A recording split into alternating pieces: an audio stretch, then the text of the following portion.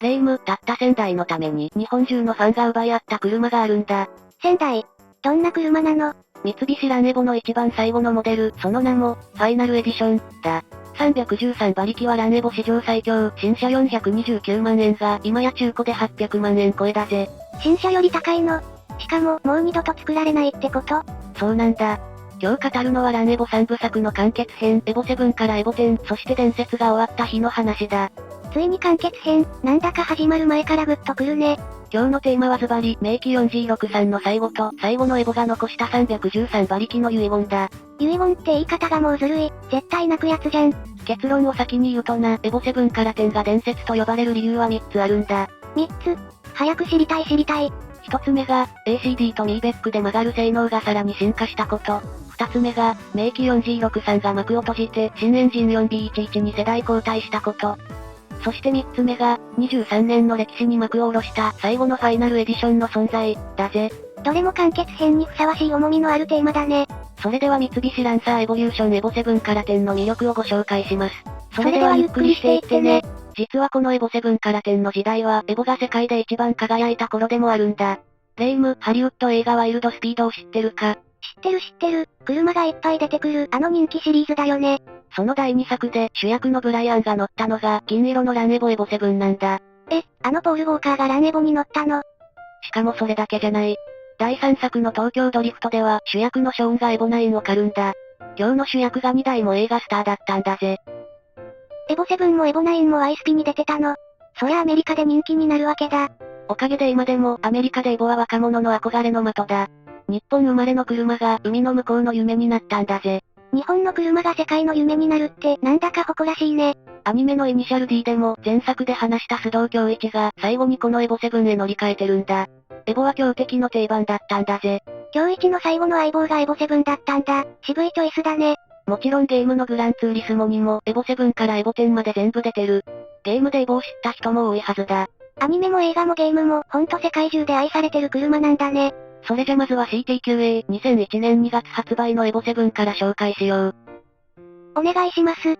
全長×全幅×全高は 4455×1770×1450 ミリ。ベースが新しいランサーセディアになって少し大きく立派になった。前作より一回り大きくなったんだね。エンジンは変わらず 4G63 型の直列4気筒 1997cc ターボ280馬力6500回転はそのままだ。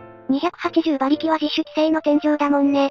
でもトルクは 39.0 キロ3500回転まで上がった。パワーよりも曲がる、止まるの中身を磨いてきたんだ。数字の馬力じゃなくて乗った時の速さで勝負ってことね。車重は1400キロ、駆動はもちろんフルタイム 4WD で5速マニュアル、新車価格は299万8000円だった。300万円切りでこの中身なら当時は破格だね。しかもエボ7には初めてオートマの GTA ってモデルも出たんだ。272馬力で2ペダルでもエボの走りを楽しめるようにした。エボってマニュアルだけじゃないの？運転が楽な人にも優しいんだね。そうなんだ。入り口を広げてもっと多くの人に乗って欲しかったんだぜ。ガチ勢だけじゃなくてみんなのエボへってことね。そしてエボ7の目玉が世界初の ACD だ。アクティブ、センター、レフって装置だぜ。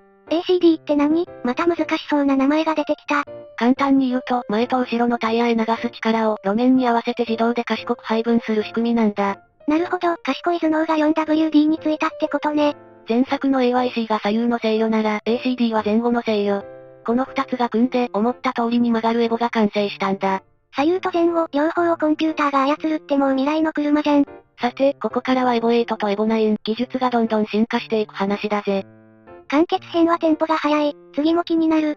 2003年1月、エボ8が登場した。ここでついに待望の6速マニュアルがついたんだ。6速？やっと一段増えたんだ。そうなんだ。さらに AYC が進化してスーパー AYC になった。左右へ動かせる力が前よりぐっと強くなったんだぜ。曲がる力が倍増したってことね。コーナーが楽しそう。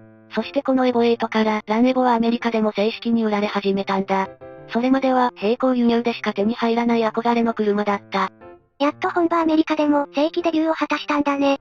トルクも 40.0 キロに上がって 8MR には軽いアルミ製の屋根や BBS の単造ホイールまでついた。屋根までアルミ。軽くするためにそこまでやるんだ。ほいほい、まだまだ続くぞ。ビルシュタインっていう高級なサスペンションもついて足回りも一級品になったんだ。中身がどんどん高級スポーツカーになっていくね。そして2005年9月、明記 4G63 の最終形、エボ9が出た。ここでミーベックっていう新しい仕組みがついたんだ。ミーベックって何？またメカの話だ。エンジンの給排気のタイミングを回転数に合わせて自動で変える装置だ。低速も高速も美味しいとこ取りができるんだぜ。どの回転でも力が出るっていいとこ取りじゃん。トルクは 40.8 キロまで上がって 4G63 はここで完成の域に達した。20年以上戦い続けた名機の集大成だったんだ。20年も第一線で戦うエンジンってすごいね。なんだか感動する。だからエボ9は 4G63 という名機の最終形として今でも特別扱いされてる。中古でも一番人気で値段も高いんだぜ。名機を味わえる最後のモデルだからみんな欲しがるんだね。ちなみにエボ9にはワゴンタイプもあって普段使いもできる珍しい一台だった。早くて荷物も積める欲張りなエボだったんだ。エボのワゴン。家族も荷物も全部乗せて爆走できるじゃん。だがなレイム、次のエボ10でこの名機 4G63 についに別れの時が来るんだ。4G63 が引退しちゃうの？それは寂しいよ。2007年10月、最後のランエボとなるエボ10が登場した。型式も CZ4A に変わって中身は全部一新されたんだ。完全に新しい車になったんだね。全長×全幅×全高は 4495×1810×1480 ミリ、車重は1540キロ。ボディも大きく立派なスポーツセダンになった。だいぶ大人っぽく成長したね。そして一番の変化がエンジンだ。名機 4G63 に代わって新開発の 4B11 型が積まれた。ついに 4G63 が引退。新しいエンジンはどうなの？ 4B11 はアルミで作った軽いブロックの2リッター直4ターボ。最初は280馬力、後に300馬力まで上がったんだ。ついに自主規制が解けて300馬力の大台に乗ったんだね。トルクも 43.0 キロまで強くなった。鉄から軽いアルミへ時代に合わせて生まれ変わったんだ。寂しいけど前に進むための決断だったんだね。そうなんだ。4G63 は1型から23年ずっとランエボを支えてきた心臓だ。その名機にバトンを渡されたのが 4B11 だったんだぜ。名機から新エンジンへしっかり魂が受け継がれたんだね。そしてエボ10のもう一つの目玉がツインクラッチ SST だ。2ペダルで自分でクラッチを踏まなくても超高速で変速できるんだぜ。マニュアルじゃないのにスポーツ走行できるの？そうなんだ。2つのクラッチが交代で素早くギアを変える。F1 みたいな変速が普通のお店で買える車でできるようになったんだ。F1 の技術が市販車に降りてきたなんて夢みたいな話じゃん。さらに SAWC っていう4つのタイヤを丸ごと統合制御する頭脳もついた。曲がる性能はランエボ史上で最高になったんだ。4WD の賢さがここまで来たんだね。すごい進化。この SAWC のおかげで誰が乗っても狙ったラインを正確に走れる。プロじゃなくてもエボの本気を味わえるようになったんだ。腕に自信がなくても速く走れるって最高の親切設計じゃん。だがな、このエボ10にもやがて終わりの時がやってくるんだ。完結編だもんね。その話覚悟して聞くよ。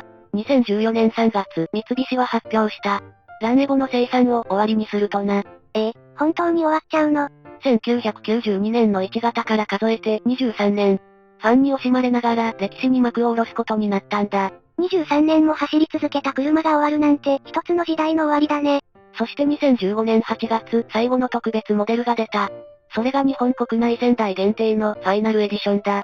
いよいよ最後の1台だね。どんな仕上がりなの？ 4B11 エンジンを最後の最後まで磨いて歴代最強の313馬力を出した。トルクも 43.7 キロだ。最後に一番強くなって去るってもうドラマすぎるよ。313馬力を出すために排気バルブの中にナトリウムっていう金属を封じ込めて熱を逃がす工夫までしたんだ。最後の1台にそこまで本気を出すなんて三菱の意地を感じる。価格は429万8400円。BBS の18インチにレカロの本革シートまで付いたまさに集大成だった。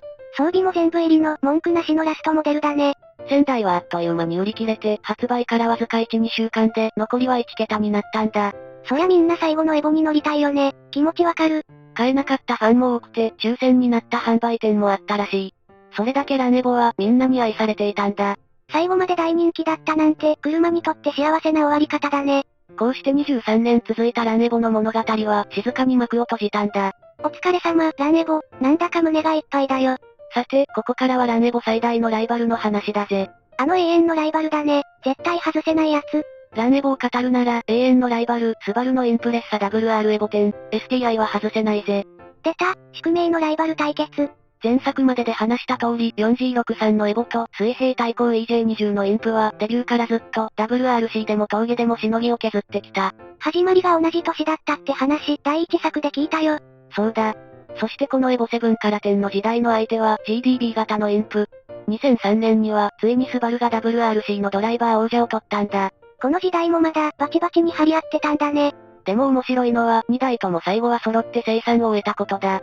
排ガス規制や電動化の波にはライバル同士でも逆らえなかったんだぜ。始まりも一緒、終わりも一緒だなんてもう運命の相手じゃん。思えばこのライバルがいたからこそエボもインプもあれだけ早く進化できた。良きライバルは最高の相棒でもあるってことだぜ。その熱い時代を生きた2台だと思うと余計に愛おしいね。ちなみに次回予告をちょっとだけ。このスバル WR エボ10、STI もいつかじっくり語りたいと思ってるんだ。それは絶対見たい。ランエボの次はスバルだね。それじゃ気になる投資の話に行くぜ。ここ大事、数字でガツンと教えて。普通のエボ7から9は少し前まで100万円台で買えた。それが今は状態のいい車なら300万円から500万円が当たり前だ。数年でしっかり倍以上になってる。特に名機 4G63 を積んだ最後のエボ9は人気で、低走行の極上車だと600万円を超える例も出ているんだ。4G63 最後のモデルってだけでもうお宝扱いなんだね。そしてファイナルエディションがとんでもない。新車429万円が今や中古で800万円超え、状態次第で900万円超えもあるんだ。新車の倍。やっぱり最後の1000台は別格だ。理由は1000台限定の希少さと二度と新車が作られないという決定的な事実だぜ。もう増えないってことが一番の価値になるんだね。しかもこの波は海外にも広がっている。ランエボは世界中で人気だから、良質な日本の車体がどんどん海を渡っているんだ。またしても日本のお宝が流出してるの。特にエボ10は2ペダルの SST で普段使いもできるから、若い世代が初めて買うスポーツカーとしても人気が高いんだ。通勤にも週末の走りにも使えるって1台で2度美味しいね。今買わないと10年後には日本に残っていないかもしれないぜ。やばいやばい、これも立派な絶滅危惧種じゃん。次は豆知識コーナーだ。知ってたらどやれる話を仕込むぞ。ワクワク。豆知識その1。映画ワイルドスピードでブライアンが乗ったエボ7は撮影のために用意された特別な北米向けの1台だったんだ。映画の中の1台にもちゃんと物語があるんだね。豆知識その2。ランエボが正式にアメリカで売られ始めたのは2003年のエボ8からなんだ。それまでは並行輸入の憧れの車だった。アメリカ人にとってはやっと正規で買える夢の車だったんだ。豆知識その3。エボ 8MR や 9MR の MR は三菱レーシング三菱レーシングの頭文字なんだ。ギャラン GTO の時代から続く三菱の伝統ある称号だぜ。MR がつく車は本気仕様の証明なんだ。レーシングの頭文字、それは最初から本気度が違うね。豆知識その4。名機 4G63 は1979年に初めて作られてから2007年のエボ 9MR まで実に約28年も使われた長寿エンジンだったんだ。28年も現役って人間なら大ベテランどころか大先生だよ。豆知識その後。エボ10の顔つきは、ジェットファイターグリル、と呼ばれる。戦闘機をイメージした三菱らしいデザインなんだぜ。三菱って戦闘機も作ってた会社だもんね、納得。豆知識その6。ファイナルエディションには1台ごとに投資番号入りの特別なプレートが付いているんだ。世界に1台だけの番号入り、そりゃ値段も上がるわけだ。豆知識その7。エボ10のツインクラッチは2つのクラッチが交代で働く仕組みだ。片方が今のギア、もう片方が次のギアを前もって準備しているんだぜ。だから一瞬で変速できるのか、頭いい仕組みだね。豆知識その8。エボ7からエボ9まで使われた CT9A のボディは7年近くほぼ同じ車体で中身だけをどんどん進化させ続けたんだ。外見はそのままで中身を磨き続けるって職人みたいだね。とやれる知識をしっかり仕込んで次は評判の話に行くぜ。それじゃランエボ7から10の評判だ。いいところと悪いところ、両方教えて。いい点は3つ。1つ目、ACD と SST で曲がる、速いが歴代最高に進化した。2つ目、街でも普通に使える快適さが手に入った。3つ目、もう二度と作られない希少さと将来の価値、だ。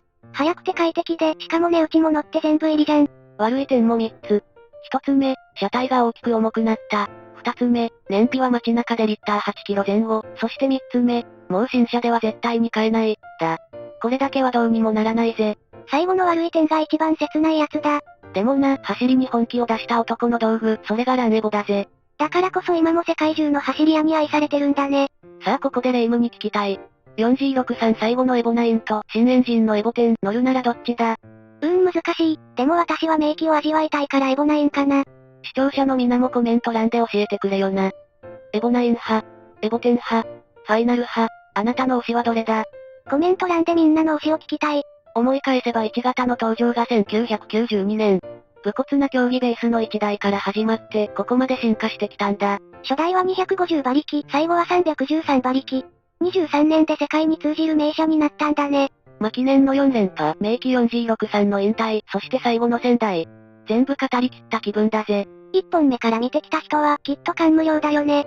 これでランエボ3部作は完結だ。1型からファイナルエディションまで、付き合ってくれてありがとうな。3本全部濃かった。本当にお疲れ様。そして次回からは新シリーズだ。ランエボ最大のライバル、スバルの名車を語っていきたいと思ってる。ついにスバル編、宿命の対決の裏側が聞けるんだね。ここまでご視聴ありがとうございます。これからも昔懐かしい車を紹介していきます。チャンネル登録もよろしく。次回また会おう、またな。バイバイ、またね。